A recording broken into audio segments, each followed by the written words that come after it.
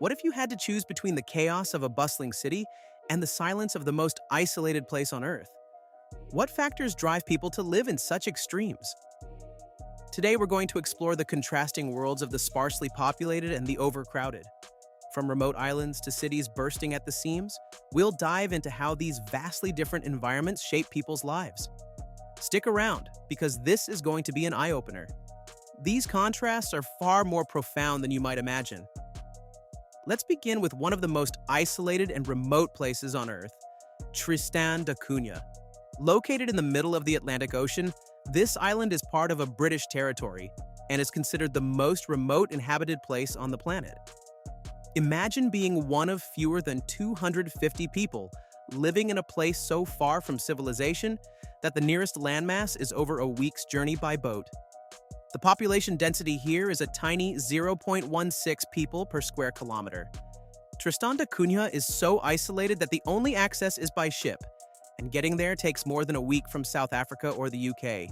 While other islands might attract tourists with their sunny beaches or bustling resorts, Tristan remains largely untouched by modern urban development. It's a small, tight-knit fishing community with homes scattered along a rugged, mountainous coastline. Life here is as basic as it gets, with little more than the essentials for survival. Just think, how would you survive with so little contact with the outside world?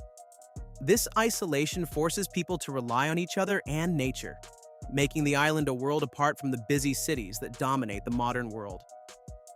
Next, let's head to Mongolia.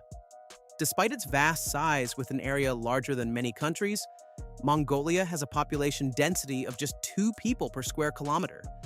Most of the population is concentrated in the capital, Ulaanbaatar, while the rest of the country is dominated by vast deserts and plains. The Gobi Desert, one of the driest and most extreme environments in the world, stretches across a large part of the country.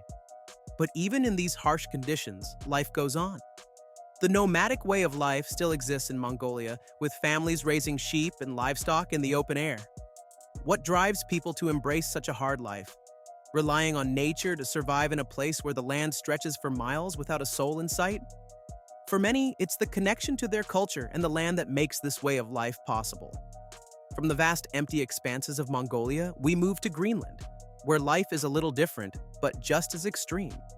Greenland is one of the least densely populated places in the world, with only 0.026 people per square kilometer.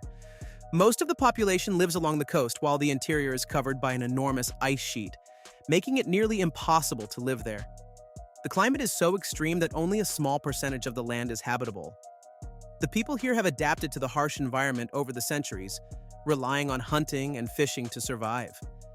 Imagine the challenges of living in such a cold, inhospitable place. How do the people here manage to thrive where the land is so unforgiving? But not every sparsely populated region is as isolated as Tristan da Cunha or Greenland. Take Iceland, for example. With a population density of just 3.4 people per square kilometer, Iceland offers a stark contrast. Known for its dramatic landscapes, with active volcanoes, glaciers, and hot springs, Iceland is far less remote but still feels vast and untamed. The capital, Reykjavik, is a modern, thriving city, but much of the country remains sparsely populated. Coastal villages dot the island, and outside of the cities, life is peaceful, surrounded by stunning natural beauty. Icelanders have a unique relationship with their environment, often living off the land and working closely with nature. Let's now turn to Canada, the second largest country in the world by land area. Despite its size, Canada has a population density of only 4 people per square kilometer. Most of Canada's population is concentrated near the southern border, particularly in cities like Toronto and Montreal.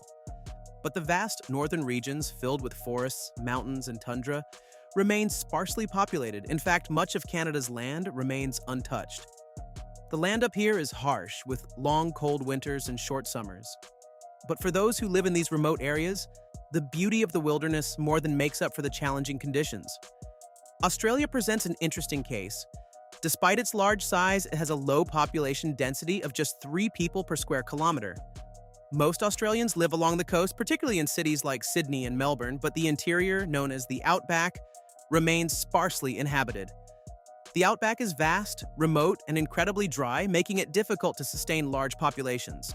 Yet, the outback offers a unique, rugged beauty that attracts those who want to escape the bustle of city life.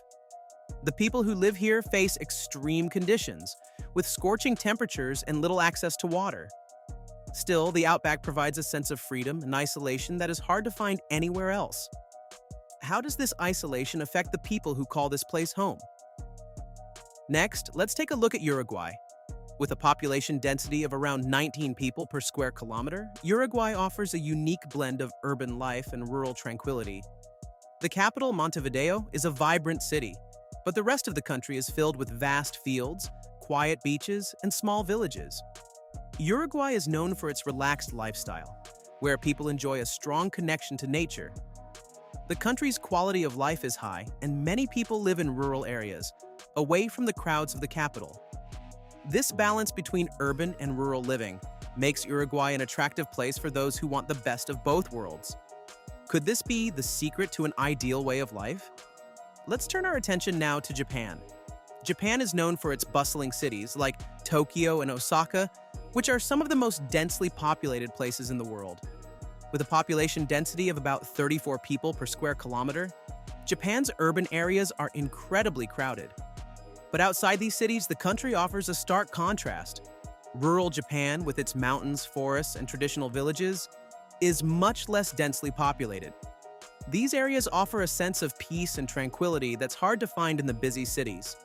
What happens when a nation's rapid urbanization leads to such stark contrast in lifestyle?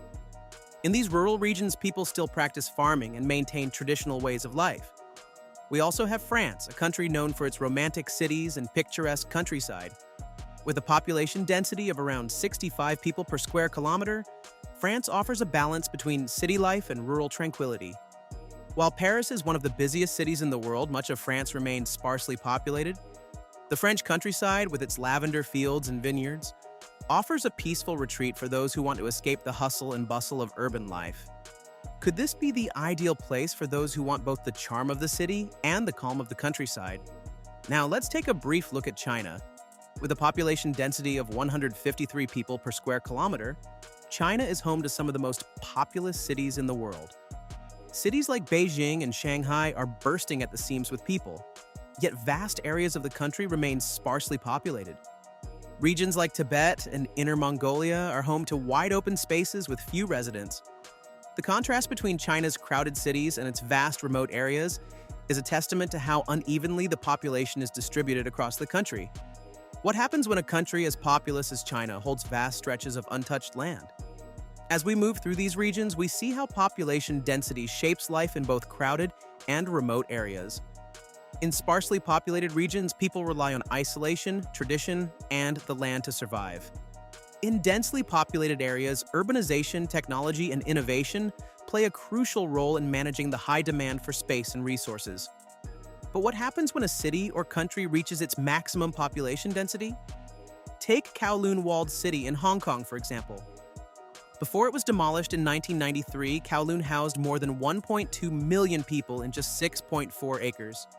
With no formal planning, Kowloon was a maze of narrow alleyways, connected buildings, and a minimal natural light. Despite the cramped conditions, the residents formed a tight-knit community. What can we learn from Kowloon's extreme urbanization about the limits of population growth? These regions, both sparsely and densely populated, offer valuable lessons about human adaptability. Whether it's the peace found in the vast, empty spaces or the creativity that arises in overcrowded cities, both extremes show how people adapt to their environments. But the real question is, how do we strike a balance? As cities continue to grow, the challenge will be to create sustainable and livable environments for everyone. Which way of life would you prefer?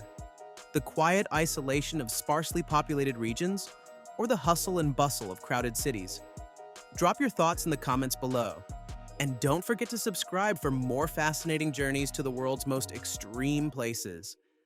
Thanks for watching, and I'll see you in the next video.